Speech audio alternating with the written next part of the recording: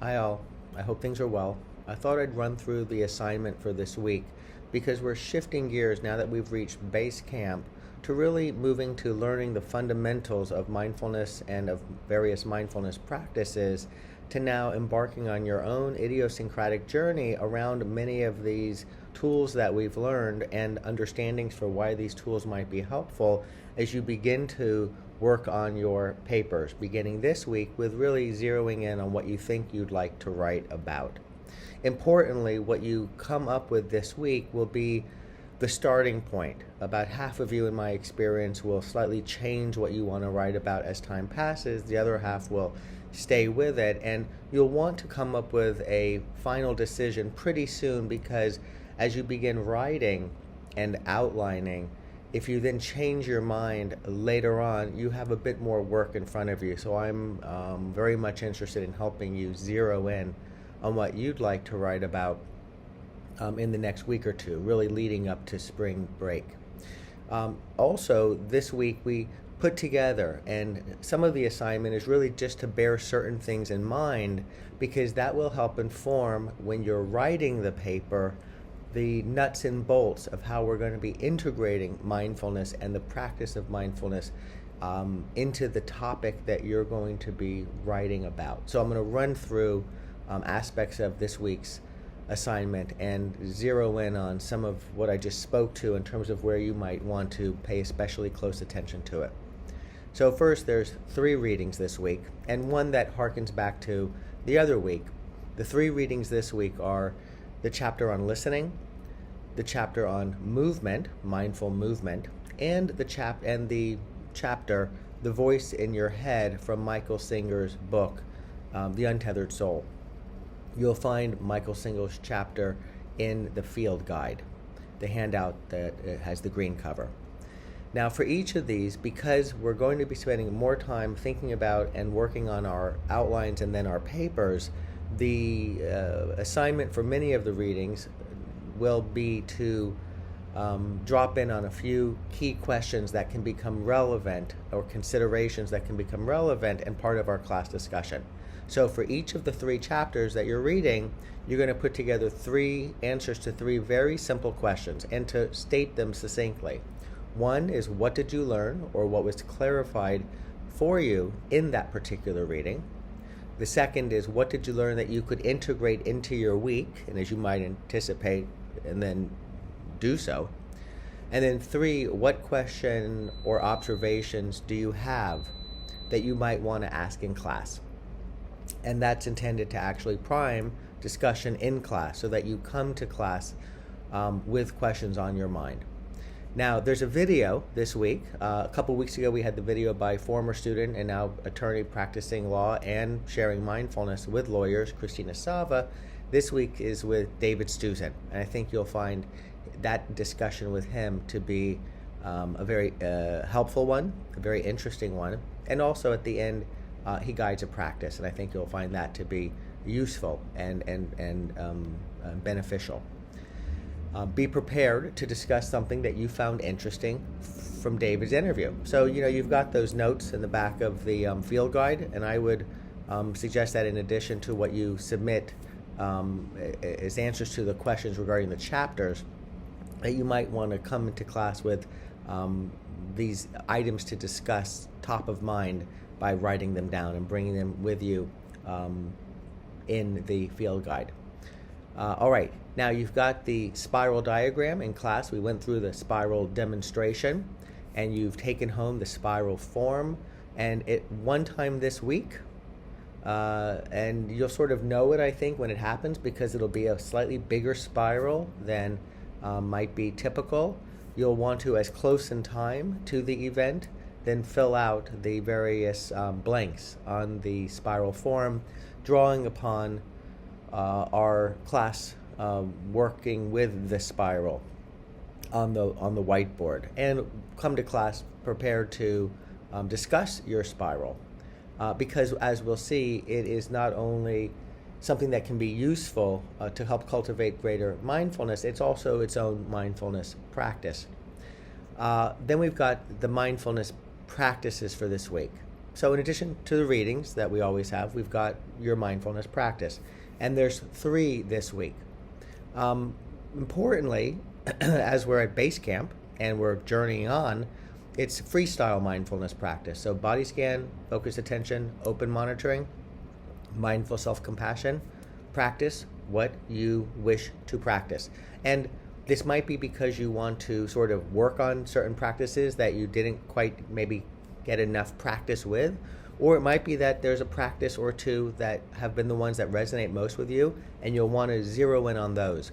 This becomes increasingly important, this freestyle practice, where you're practicing what you choose to practice, because you'll be writing about that practice, and you'll be sharing with the reader of your paper the benefits of that practice, and tips and suggestions for being able to integrate that practice, challenges that come along, not like challenges and obstacles, but challenges in the more generic sense that come along, and ways of perhaps surmounting those challenges to establish a more regular practice, or however you choose to approach it.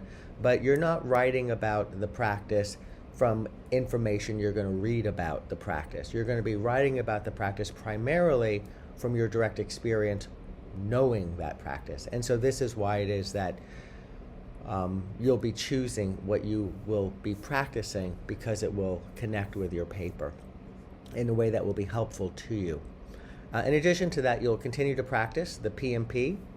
We talked about finding a PMP point as you're approaching work or campus. So if you have not already done that, please do, and begin to do the exact same thing that you've been doing at your PMP point at home. Here, we're going to, though, for this week, have it where the instruction when you come to that present moment pivot is to draw upon the Justice Holmes but for pause, to stop, look, and listen that we talked about in class. So when you stop, then look around, and then listen and take in what you hear. Importantly, you've been seeing and you've been hearing, so it's not like you just continue seeing and hearing when you stop. You're making this intentional shift to looking in a more intentional, deliberate, sort of in the driver's seat of looking way, as opposed to being in the passenger seat where you're just being drawn to whatever it is that is most stimulating or interesting or whatever it might be around you. So too with hearing, you take a moment and you listen intentionally, and then carry on.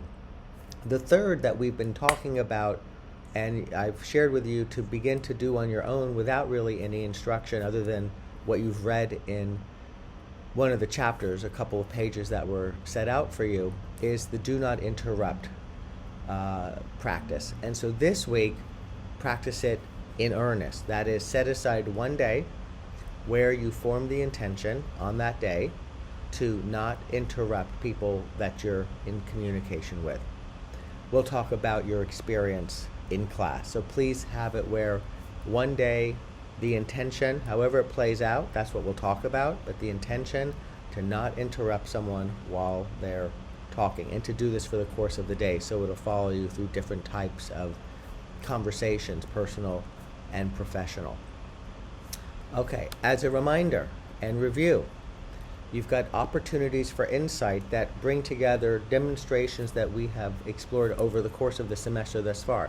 You've got your snow globe, and so notice your snow globe when it starts shaking. You've got spirals. Notice spirals when they start spinning. And as we discussed, the spiral and the snow globe, they're just two different ways of looking and reflecting on the same exact thing.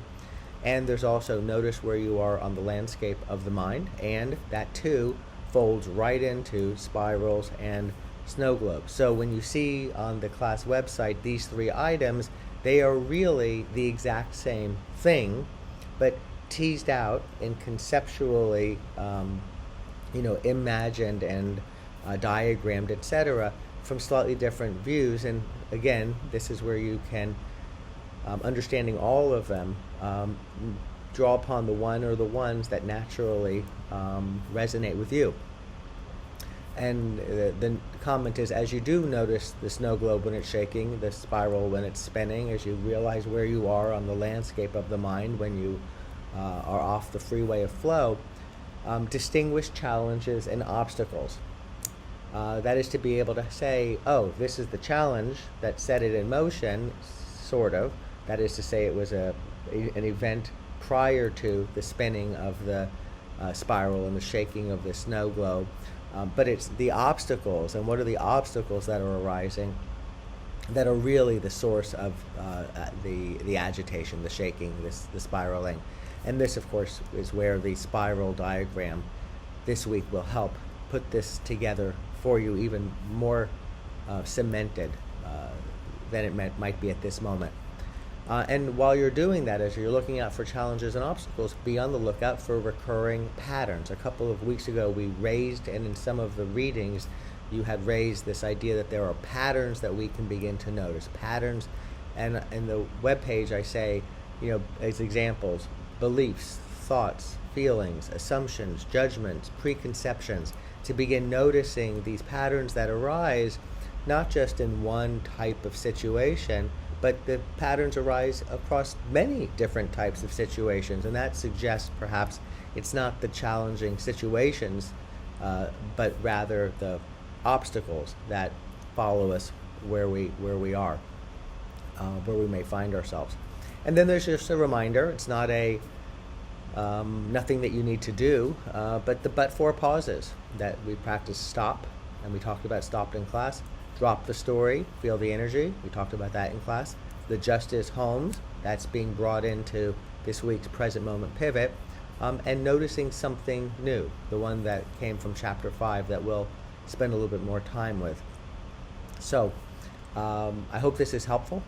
You also will come to class with the form filled out. You don't need to turn it in beforehand, which is where you're selecting your paper topic and or giving thought to what you might want to write about and suggesting that on the form as well.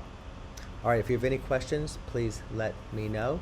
I look forward to seeing you all on Friday. And remember, do not send your assignments to Yushra.